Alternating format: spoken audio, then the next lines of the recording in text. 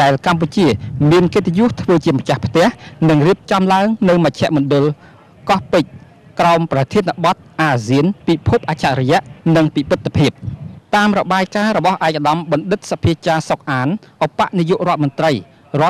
ទទួលបន្ទុកទីស្តីការគណៈរដ្ឋមន្ត្រីនិងជាប្រធានគណៈកម្មាធិការរៀបចំកិច្ចប្រជុំអន្តរក្រសួងនៃវេទិកាទេសចរអាស៊ានឆ្នាំ2011លើកទី30បានឲ្យដឹងថាការជ្រើសរើសយករាជធានីភ្នំពេញជាទីកន្លែងសម្រាប់រៀបចំព្រឹត្តិការណ៍ទេសចរដ៏ធំនេះគឺពិតជាស័ក្តិសមនិងល្អប្រសើរបំផុតព្រោះរាជធានីភ្នំពេញបច្ចុប្បន្នគឺជាមជ្ឈមណ្ឌលពាណិជ្ជកម្មទេសចរនិងវប្បធម៌ដ៏មានការទាក់ទាញទីក្រុងភ្នំពេញជាទីក្រុងដែលកំពុងទទួលបាននៅការរីកចម្រើនខ្លាំងលើផ្នែកហេដ្ឋារចនាសម្ព័ន្ធជាអាចទីក្រុងរណបអគារខ្ពស់មជ្ឈមណ្ឌលពាណិជ្ជកម្មផ្លូវជាតិទីលានវាយកូនហ្គោលលំដាប់អន្តរជាតិដែលភាគច្រើនត្រូវបានសាងសង់ដោយស្ថាបត្យករខ្មែរខ្លួនឯងផ្ទាល់នេះជាលើកទី2ហើយដែលកម្ពុជាទទួលរៀបចំធ្វើជាម្ចាស់ផ្ទះនៃវេទិកាទេសចរអាស៊ានបន្ទាប់ពីការរៀបចំលើកទី1នៅឆ្នាំ2003កន្លងមកនៅរាជធានីភ្នំពេញក្រោមការដឹកនាំដ៏ត្រឹមត្រូវប្រកបដោយគតិបណ្ឌិតរបស់សម្ដេចអគ្គមហាសេនាបតីតេជោហ៊ុនសែននាយករដ្ឋមន្ត្រីនៃព្រះរាជាណាចក្រកម្ពុជា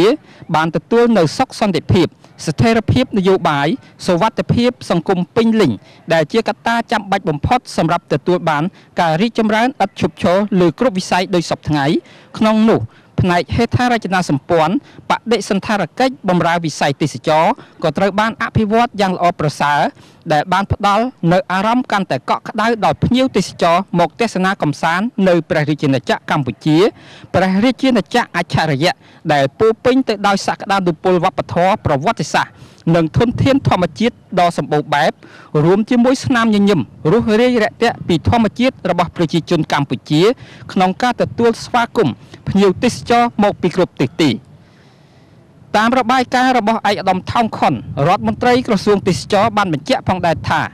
វេទិកាទេសចរអាស៊ានឆ្នាំ2011នេះគឺជាសញ្ញានៃជោគជ័យថ្មីមួយទៀតសម្រាប់កម្ពុជាពិព័រណ៍ទេសចរអាស៊ាននេះមានការចូលរួមពីអ្នកលក់អ្នកទិញចំនួន 1500 នាក់និងមានអ្នកសហការតាំងពិព័រណ៍មួយចំនួនទៀតព្រមទាំងមានអ្នកសារព័ត៌មានអន្តរជាតិធំសំខាន់លើពិភពលោកចំនួនជាង100ផងដែរ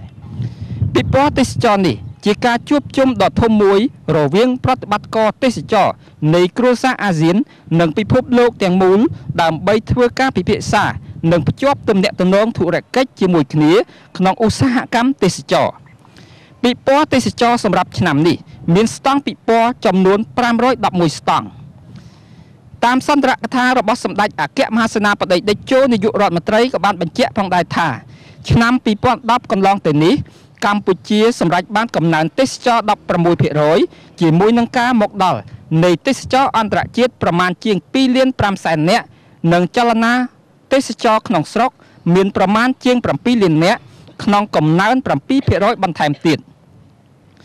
ទាំងនេះបានបញ្ជាក់ឲ្យឃើញកាន់តែច្បាស់ថែមទៀតថាកម្ពុជាមិនត្រឹមតែមានសុខសន្តិភាពស្ថិរភាពនយោបាយសន្តិសុខសុវត្ថិភាពប៉ុណ្ណោះទេប៉ុន្តែថែមទាំងមានប្រព័ន្ធហេដ្ឋារចនាសម្ព័ន្ធតភ្ជាប់ល្អប្រសើររមណីយដ្ឋានស្អាតសេវាល្អហើយស្ថានភាពសេដ្ឋកិច្ចកម្ពុជាក៏មានលំនឹងល្អផងដែរលទ្ធផលជាវិជ្ជមានទាំងនេះសម្រាប់បានដោយការខិតខំប្រឹងប្រែងបន្តអនុវត្តយ៉ាងសកម្មនៅយុទ្ធនាការផ្សព្វផ្សាយទេសចរកម្ពុជាព្រះរាជាណាចក្រអច្ឆរិយៈនិងចលនាប្រឡងប្រណាំងទីក្រុងស្អាតរមណីយដ្ឋានស្អាតសេវាល្អដោយមានការចូលរួមយ៉ាងសកម្មពីគ្រប់ស្ថាប័នពាក់ព័ន្ធវិស័យឯកជននិងប្រជាជនកម្ពុជាយើងផងដែរខ្ញុំមុតសុតជាអ្នកយកព័ត៌មានរបស់ស្ថានីយទូរទស្សន៍បាយ័នធ្វើសេចក្តីរាយការណ៍ពីមជ្ឈមណ្ឌលពិព័រណ៍កោះពេជ្រ